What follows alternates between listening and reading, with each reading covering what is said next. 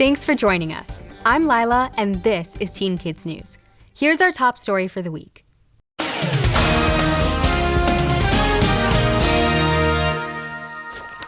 If you've ever wanted to pursue a career in the arts, listen to this report about an organization that can literally change your life. That organization is called YoungArts. It's dedicated to helping aspiring artists reach their potential. It's open to students in 10 fields: classical music, dance, design arts, film, jazz, photography, theater, visual arts, voice, and writing. Over 40 years, YoungArts has encouraged and boosted the careers of thousands of future artists. Across America, we are the premier organization for support of our next generation of promise and talent.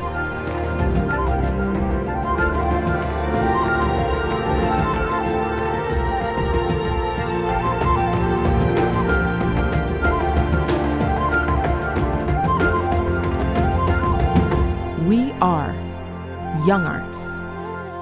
Every year, thousands of teens across the country enter the YoungArts competition, hoping to be recognized as a winner of distinction. I was shocked one day when I got a letter that said that I was accepted and invited to go to Miami. That was really the first time in my young life that anyone had referred to me as an artist. 1, 2, 3, yeah! All winners of distinction get a golden ticket to spend a week in Miami to display their talent and to work alongside top leaders in their field.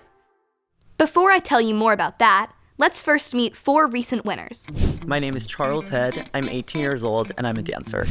Hello, my name is Bobby Park. I play the violin. I'm also 18 years old. Hi, I'm the total badness. I'm 18 years old, and I'm a vocal major. Hi, my name is Ino Hara. I'm 18 years old, and I study fine arts. These 4 share more than just being winners in the YoungArts competition. They're all from the same school, which in a way isn't surprising, since they attend LaGuardia High School of Music and Art and Performing Arts in New York City. So here at LaGuardia High School, students can study instrumental music, vocal music, technical theater, drama, dance, and fine art. LaGuardia isn't easy to get into. According to the school's website, entrance is based on an extremely competitive audition process. Timothée Chalamet, Jennifer Aniston, and Nicki Minaj are just some of the school's famous alumni. I was in love with musical theater, so I knew a little bit about dance, but then I started at my local studio downtown, and a lot of people at that studio had applied to LaGuardia and thought it was really great for their dance training. So I applied. I'm so glad I did, obviously. I started the violin when I was 7. I actually immigrated to the United States when I was 11 in 2017. I'm originally from Korea. I didn't pick up on singing until I came to America. My mom said, they told her, what do you want to do? Do you want to become a doctor or in the musical field? I said I want to be in the musical field, and she said there's this school, LaGuardia High School, and I applied for it, and I'm very happy I did. I grew up drawing like every little kid does, and then I realized in like middle school that I wanted to be an artist seriously. When I applied LaGuardia, thank God I got in, and then I picked up photography about 2 years ago, and photography is what I've been doing ever since. Walking through the school, you get the sense that LaGuardia is different. We were featured in the 1980s film Fame, and it represents what we do. Some of the more iconic scenes from that film were the dancing on the cafeteria tables and then the dismissal from school where they all run out and start dancing on taxi cabs in the middle of Times Square. There wasn't any dancing in the cafeteria or in the street when we were there, but you could still feel the energy that pulses through the school. When Teen Kids News continues, we'll get up close and personal with these young artists. Be right back.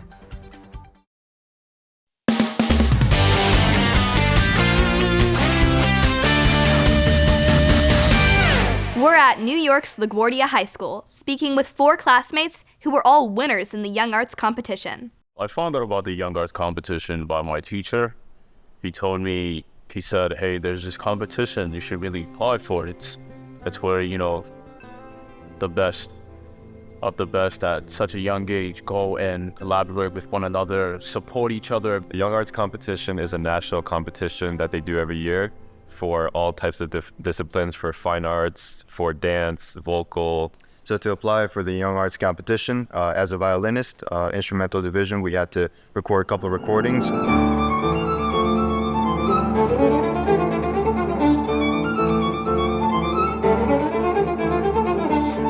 I am always nervous building up to the stage, but as soon as I stroke my first note, I'm always into the music. It's no matter who I'm playing for and how many people I'm playing for, it's always the music that matters. The music matters for Charlie as well, but in a different way. It makes him move. I mean, even before I applied to YoungArts, I knew that it was something that I've always dreamed of.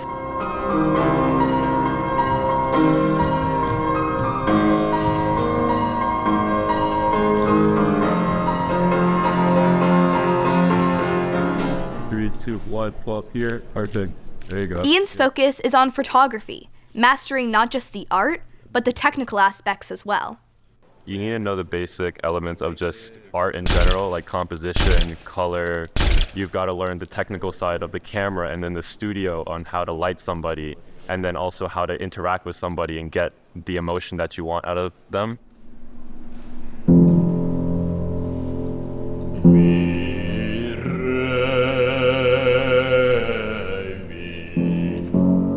What's probably most surprising about Totola isn't just his incredibly resonant voice, but the fact that he didn't know he could sing until he was almost a teen.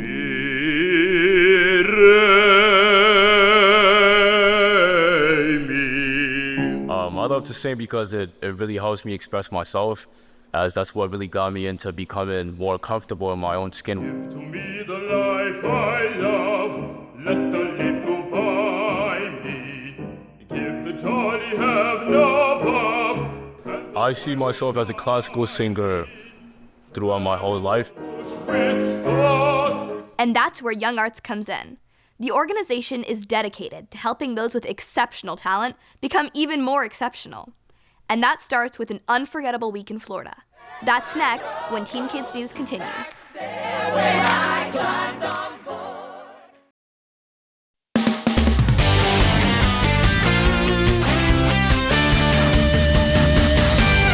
Four students with 4 different talents, but all chosen to participate in National Young Arts Week.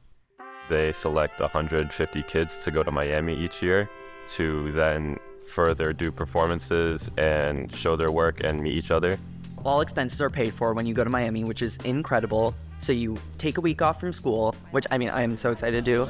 I'd celebrate, I'd sing, I'd celebrate. Hail with grief that thou, her maid, art far more fair. I'd celebrate, I'd celebrate, I'd celebrate, I'd sing, I'd celebrate, I'd celebrate, I'd celebrate. There are performances for each discipline. So some nights there are vocal performances, classical music performances, musical theater. We had an exhibition with all of the painters, photographers, designers, and everyone came to the gallery, and it was a great time. We had our work up on the wall, and we were just talking to people, explaining what our projects were about, and getting great feedback and lessons with teachers that we truly admire are the highlight of our week. But what's particularly special about YoungArts is that the program is more than just a week of intensive workshops, performances, and exhibitions. In addition to a financial award, winners become part of a lifelong community of support and professional development. Totola sums it up in one word. I would say investment. They really invest as of right now till, decades. They will be investing in, their winners. All I seek the heaven above. That investment paid off rather quickly with Totola.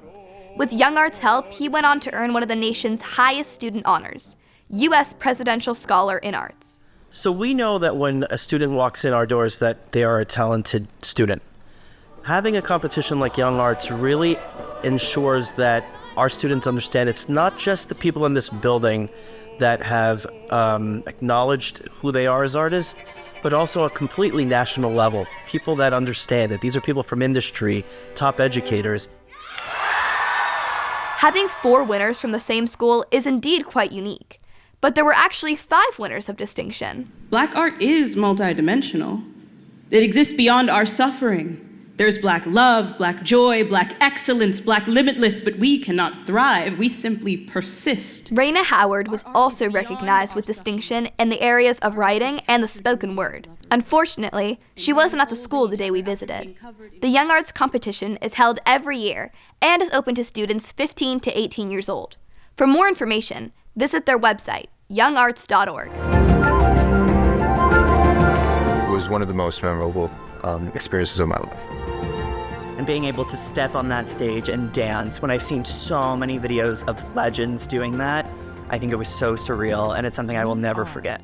It gave me a sense of confidence in like what I'm doing. So that could tie into a lot of things such as music and other aspects of life. So definitely, why not? YoungArts is the place for you. For Teen Kids News, I'm Alexandra.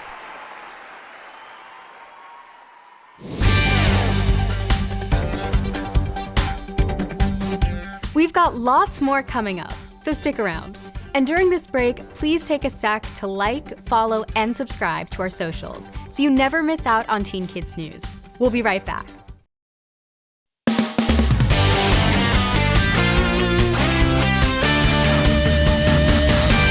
We can all use some advice on how to do our best in school. So, check out our Make the Grade report. Do you have a do list for your schoolwork? I do, and sometimes I think it's going to do me in. Most days, I can only get to the things on the top of the list, which means I never seem to get ahead. Even worse, I often fall behind, so my do list just keeps growing.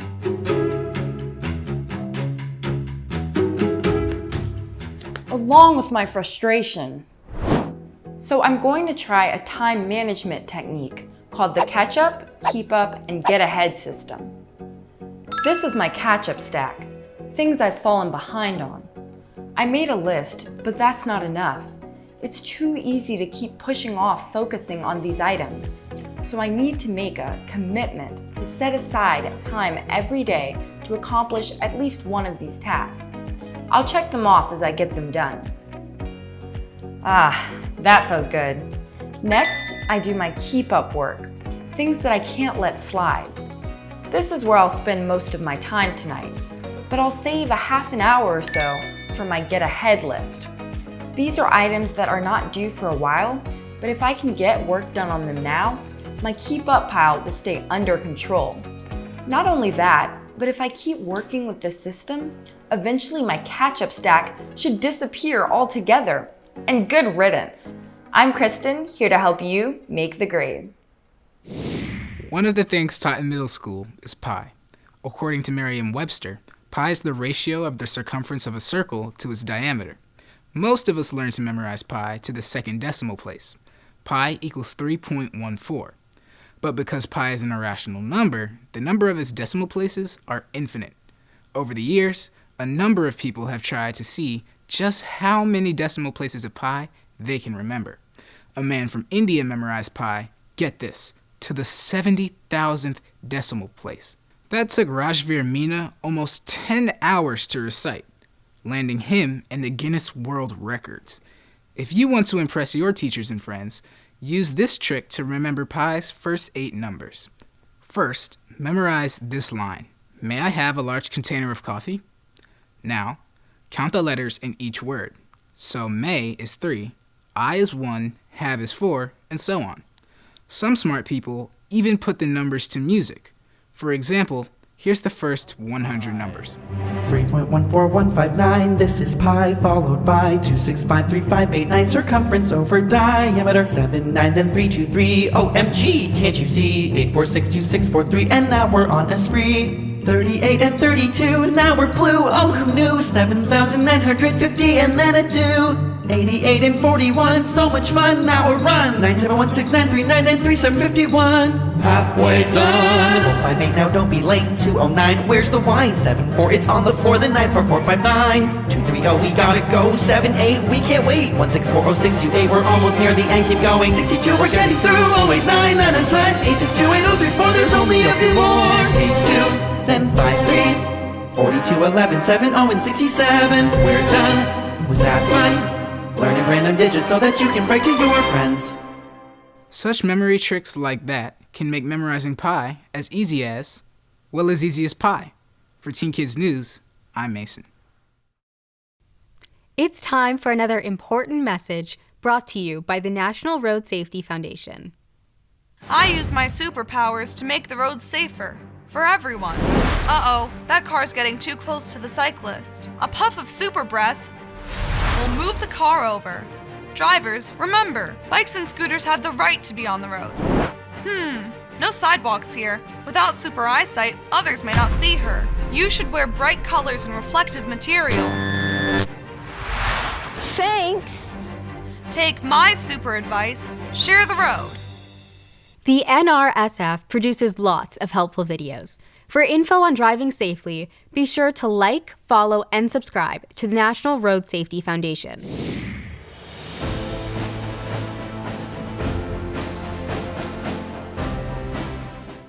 Start paying attention to who are going to be the players when you can vote.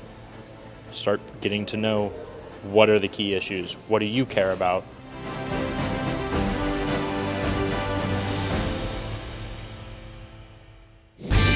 Each week, Teen Kids News showcases a comment sent in by a viewer.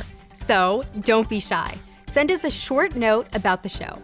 Then, watch for your debut on national TV. Please include your first name and your town or city. And if you want, send a photo too. We'll be right back with more Teen Kids News.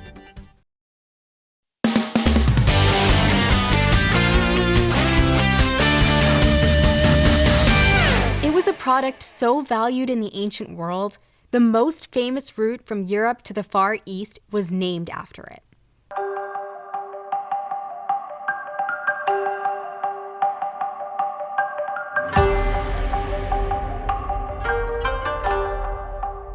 As the legend goes, back about 5,000 years ago in China, Lei Zhu, the wife of the emperor, was sitting under a mulberry tree drinking tea.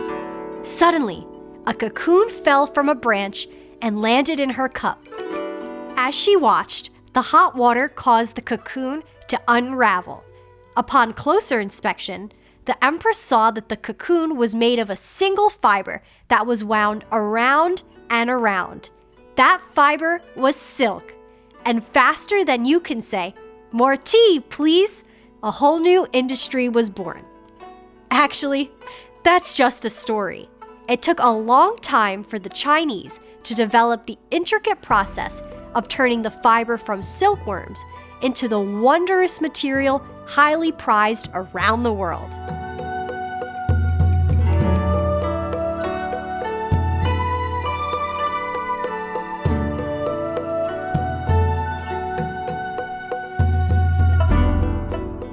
Traders from Europe endured all kinds of dangers traveling to China and bringing back silk. The 4,000-mile route they took came to be known as the Silk Road. In the 6th century CE, the emperor of the Eastern Roman Empire, Justinian I, wanted to find a way to create his own silk industry. So 2 monks were sent to China to steal some silkworms. Since doing so was punishable by death, the monks had to secretly smuggle the worms out of the country. They did that by hiding them in the hollow handles of bamboo canes. They then retraced their steps from China back to Constantinople with their prize and delivered their stolen worms to Justinian. Justinian had his silkworms, and for the first time, the Western world was able to produce their own silk. If you visit China today, you can still see how they used to make silk by hand. I have a silkworm in my hand. From the silkworms that munch on the leaves from the mulberry bush, to creating the smooth, lightweight, but incredibly strong fibers used to make clothes, blankets, carpets, even canvases for painting. By the way, because there was more than just one way to travel to the Far East in those ancient times, most historians no longer use the term Silk Road. Instead, they prefer silk routes. Just thought you'd want to know that. With the Tea on China, I'm Ava.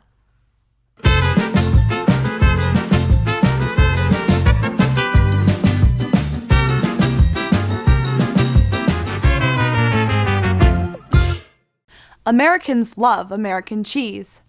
We eat more than 5 million pounds a year of American cheese. So it might surprise you to learn that American cheese wasn't invented here in America. It was actually first created back in 1911 in Switzerland. Just why the Swiss called it American cheese is, I guess, food for thought. For Teen Kids News, I'm Katerina. Well, that wraps up our show for this week, but we'll be back with more Teen Kids News next week. See you then.